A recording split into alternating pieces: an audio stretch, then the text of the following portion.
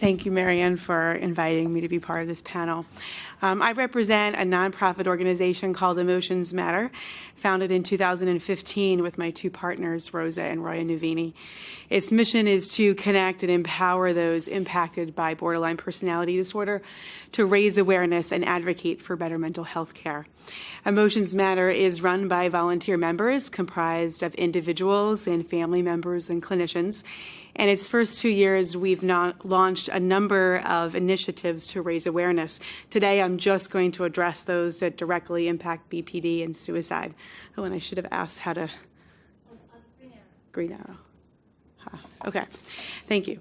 As you may recall, our first public advocacy campaign in the spring of last year grew out of focus groups in which our members identified the need for more BPD research as a primary political concern. So our advocacy task force, which was mostly comprised of mothers with BPD children, drafted a petition which Emotions Matter launched on the social media advocacy platform change.org. The letter was directed at Bruce Cuthbert, then the acting director of the National Institute for Mental Health.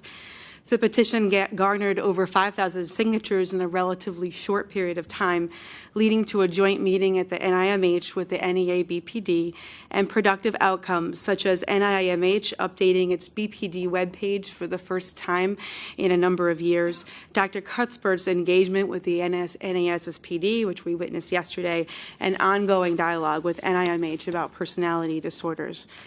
While we expected the outpouring of support for BPD research from predictable constituencies, such as family members, clinicians, and others, what surprised us was an unexpected outcome.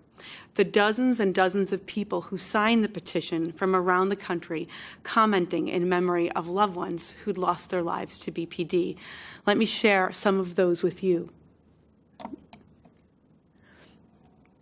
And pictures of the loved ones as well. This is Dawn from North Carolina. My daughter passed away in January. She suffered from BPD for 25 years. No medication or therapy could take away the pain, so she made it stop on her own. Ingrid from Georgia. My wife committed suicide due to BPD. Jody from South Carolina. I lost my husband to suicide, addiction, after years of trying to find out who he was, confused with his angers and up and downs. Christine from the state of Washington. My sister had BPD, and she and our family suffered deeply with little help. Sadly, she overdosed. Donna from California. My daughter lived with BPD and depression. She took her own life on April 19th, 2016. That was just when we launched our petition. These are just a small fraction of the dozens and dozens of comments. Our little petition, which we thought would empower the living to speak out for more BPD research, gave voice to those that otherwise remain silent and hidden from public view, the ones who have died. Comments in memory of loved ones came from all over the country. And what was striking is instead of just clicking to sign, which was what most people do when they sign petitions, is they wrote very specifically in the comments section the names of their loved ones. They wanted the NIMH to know their loved ones died and to advocate in their memory. For a while, I felt like I was in an episode of CSI Crime Investigators because I was looking up the obituaries of these names, trying to find out more about them. What were the patterns that led to their death? What were the gaps in the healthcare delivery system or the community resources that perhaps weren't there? Or was it something unique to these individuals and their environments, which were pointed out by some of the earlier speakers? As I connected with some of the signers via email, thanking them for their support, they shared their stories. They were glad that someone understood what they'd been through, but they were still hurting deeply, trying to accept their loved one's tragic fate. After bringing this information to our members, we decided to make suicide prevention in 2016 an important issue. Individuals with BPD who are involved at the decision-making level of our organization initially expressed some hesitation, feeling that addressing BPD and suicide would paint a dismal picture of the diagnosis. Focusing on suicide, they said, would be too depressing. While current research we know shows BPD as hopeful, a treatable diagnosis that's encouraging, we discussed at length how those who've lost loved ones are an important constituency within the BPD community. If we're going to advocate for more research or treatment, we have to be able to talk about the severity of the disorder. We can't undermine or ignore the tragic loss of life associated with BPD.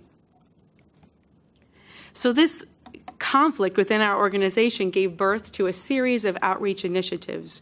We networked with the American Foundation for Suicide Prevention, who graciously offered us table spaces at their Metro New York area out of darkness walks in the fall of 2016, where we continued to meet more people affected by BPD and loss.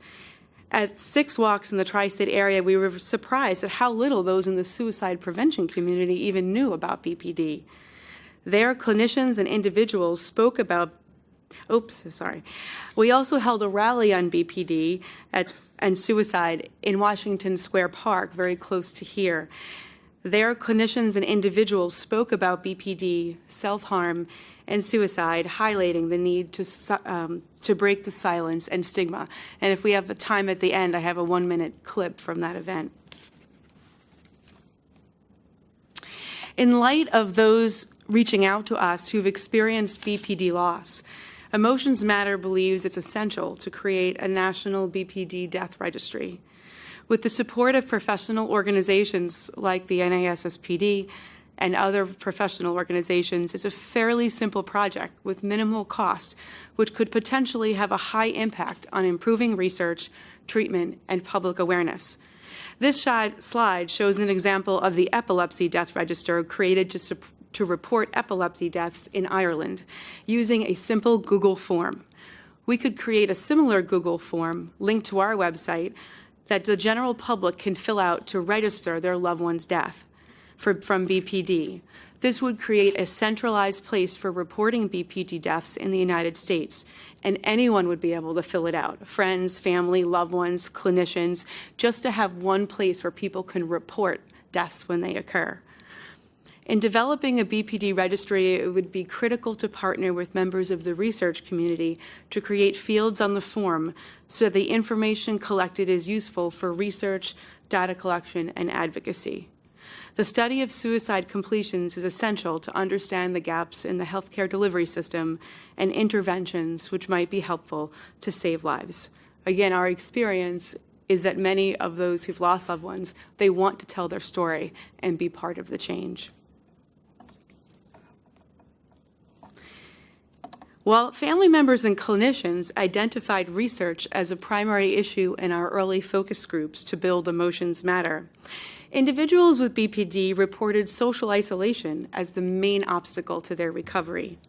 How come my parents have a family support group, but I don't have a group for myself to get report, was a common mantra. I'm the one living with this disorder.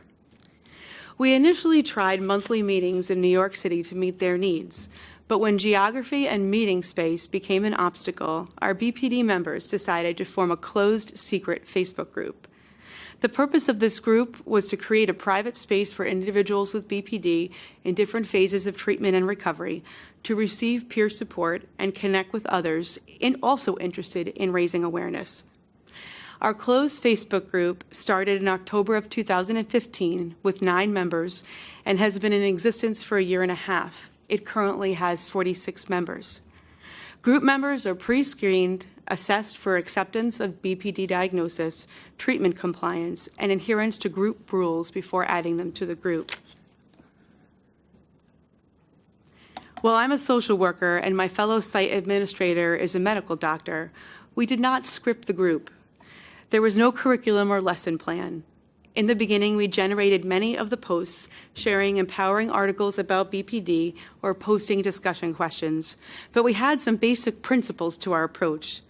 1, promote positive language about BPD to reduce stigma and foster empowerment. 2, create a judgment-free zone for BPD behaviors and create a safe place to talk about triggers.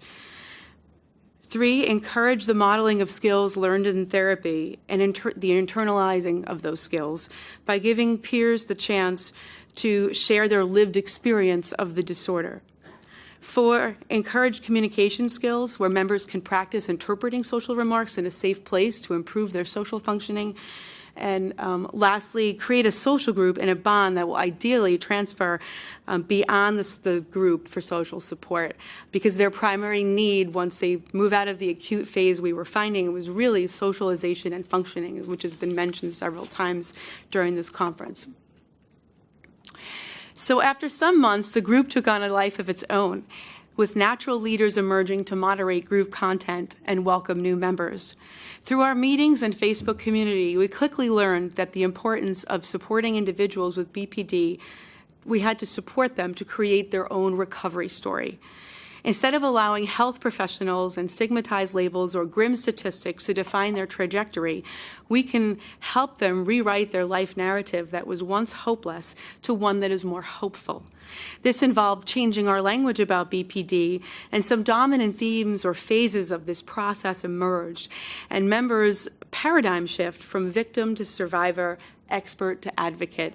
I'm drawing really on like narrative therapy when we talk about reframing.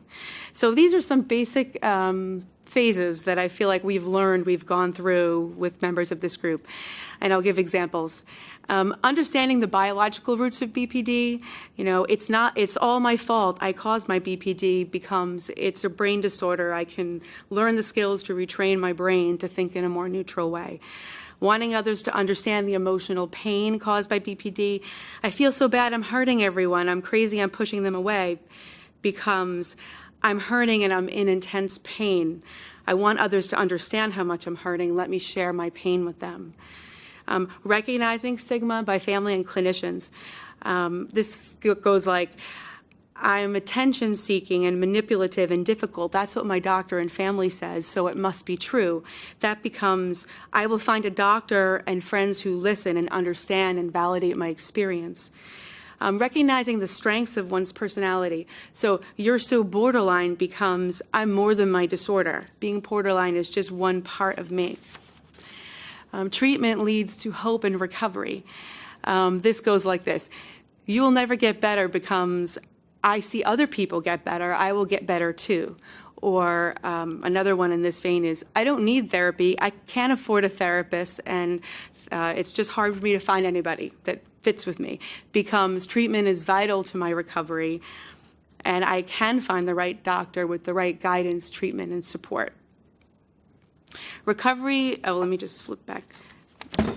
One that I didn't put on the slide, but praising one's ability to seek a higher level of care.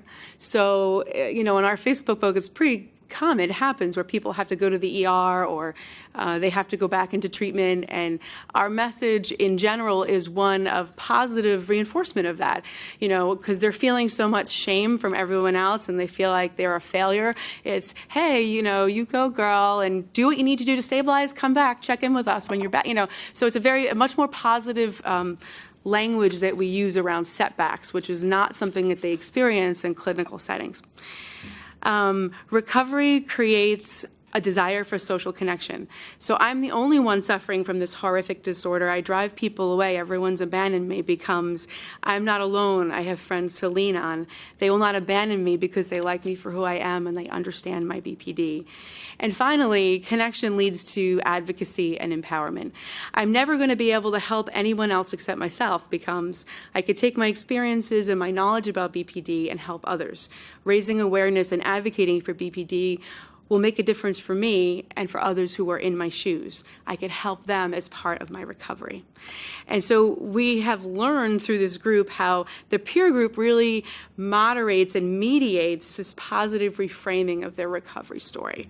Of course, I have no research to prove that, but I'm just sharing kind of what we've learned. And one important outcome of this Facebook group is that we've seen how peer support can really be a protective factor in mediating self-harm and suicidal thinking. And so I went through the group, and obviously it's a secret group, but I changed, all the identifying information has been removed. And I have two examples, but if we're quick on time, I can only give one. Okay, so we're going to skip this one.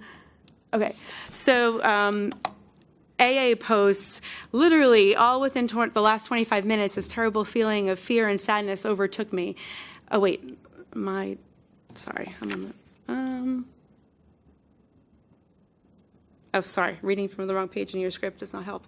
Okay, she writes trigger warning, because that's one of our group rules is that if you're going to write something that relates to suicidal thinking or self-harm, you have to write trigger warning so other people are aware they don't have to read that post.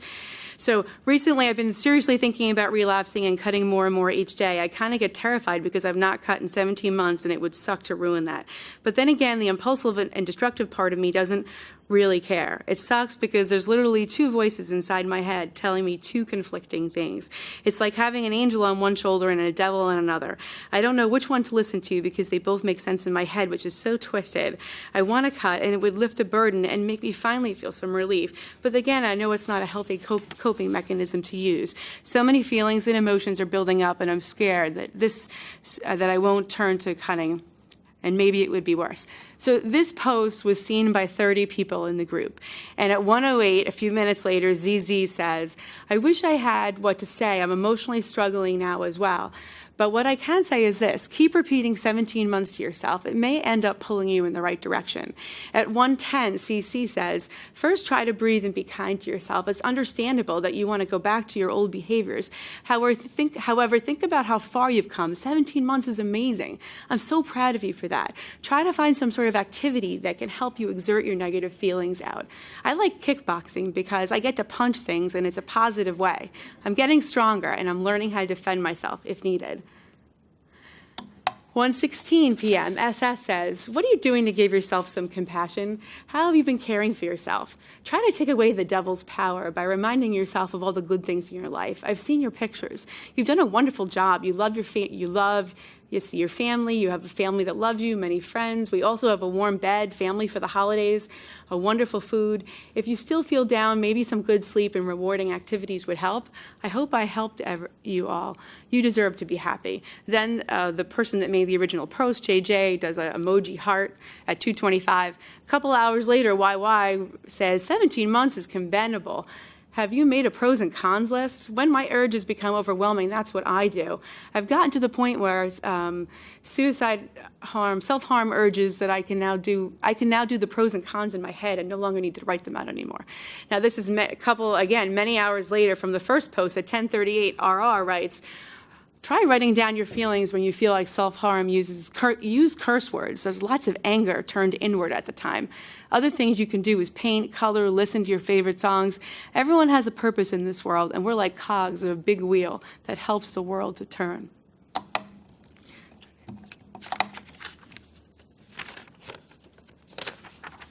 So as you can see, there's some wonderfully rich group work going on here. Peers are very effective at calming their peers down when they're in an emotionally dysregulated state. They're modeling and practicing the skills that they've learned from their therapists. They've internalized those skills, and now they're able to share them with other people. As the group goes on, we've actually had to do very little intervening, and they respond to each other very, very quickly, which kind of what was said earlier is sometimes that response needs to be quick because they're rapidly, in a state of chaos. So the peer group fills in the gaps for them that many of them don't have access to skills group, coaching, treatment multiple times a week. They live in parts of the country where those resources are just not available. And our experience does indeed show that peer support is a protective factor to mediate the intensity of suicidal thoughts for those with BPD in the middle or later stages of recovery. But there are challenges. So as the group has grown, it's been much harder for my partner and I to monitor the Facebook page 24 hours a day. The chatter always seems to happen in the middle of the night without fail. I wake up and we just never know what we're going to see in the morning. It requires a high level of clinical supervision and oversight. Compliance with our safety guidelines and monitoring content related to self-harm is a challenge. Members have not reacted well when we've implemented safety protocols and boundaries around triggering language, and we're still exploring the middle ground of how to provide a safe place for them to talk about their suicidal urges, which is really their main need, is they want a safe place to talk about it without jeopardizing the safety of the group. So future directions, we are very interested in taking what we've learned and developing peer-to-peer BPD support groups as a long-term objective strategy. We welcome the support of the clinical and research community in doing this. We have individuals at BPD, many of them who are in this group, that are really interested in being trained to be peer leaders in this effort, and they're pushing me every day. We have to get our own group started. Other mental illnesses, as they point out, like depression, bipolar disorder, schizophrenia, all have peer-to-peer models, while BPD lags behind. I don't know if it's because of the stigma or, the difficulty it is to get people to work with such a high-risk population. But we believe that this is peer-supervised support groups can be really helpful to extend treatment in areas of the country where resources are scarce, to help those with BPD to reframe those recovery narratives, which are really important to promote self-agency and empowerment for the healing process. And I know we probably don't have time. I have a 1-minute video, but okay, go ahead. Thank you, everyone.